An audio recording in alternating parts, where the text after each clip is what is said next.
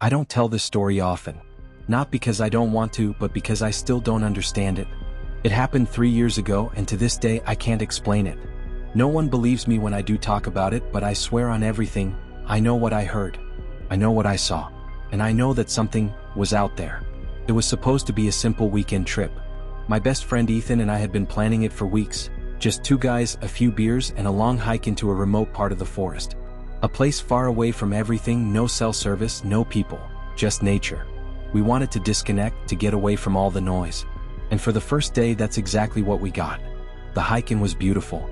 The air was crisp, the leaves were just starting to change, and the whole area felt untouched, like we had stepped into some forgotten world.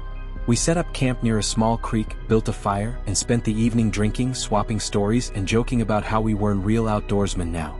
The first night was peaceful. A little cold, but nothing unusual. The woods were quiet, other than the occasional rustling in the bushes from what we assumed were raccoons or deer. Then came the second night. Ethan and I had spent most of the day hiking deeper into the forest, following an old, unmarked trail that seemed to go on forever. We eventually turned back when we realized we had lost track of time, making it back to camp just as the sun was starting to set. That's when we first heard it. A single low echo. It was deep, hollow, like the sound of something heavy striking the earth, vibrating through the trees.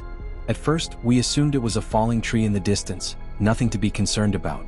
But then it came again. Closer. And again. Even closer. It didn't sound like a tree falling.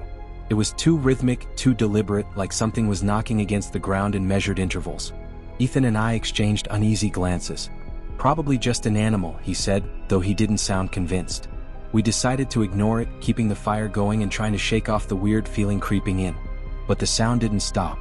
Every few minutes, another deep, resonating thud would roll through the forest, always a little closer than before.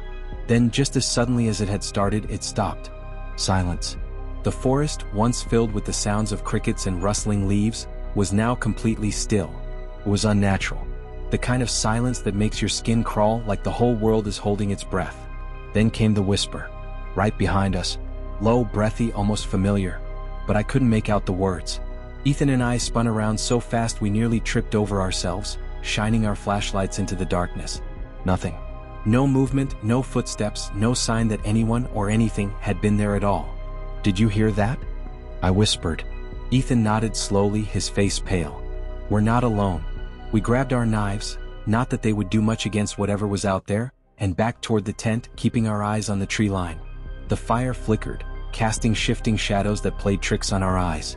Then, from deep in the woods, we heard it again. A whisper. But this time it was my name. I felt my blood run cold. It wasn't just a sound. It was my voice. Ethan heard it too. He grabbed my arm and whispered, "We're leaving. Now."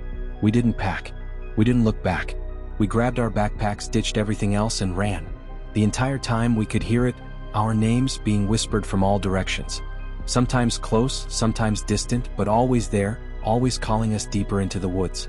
It took us hours to find the car. Neither of us spoke the entire drive home. We never went back. Never talked about it after that night. But sometimes late at night I think about it. About what we heard. About what was out there, mimicking our voices, watching us. And I wonder, what would have happened if we had answered?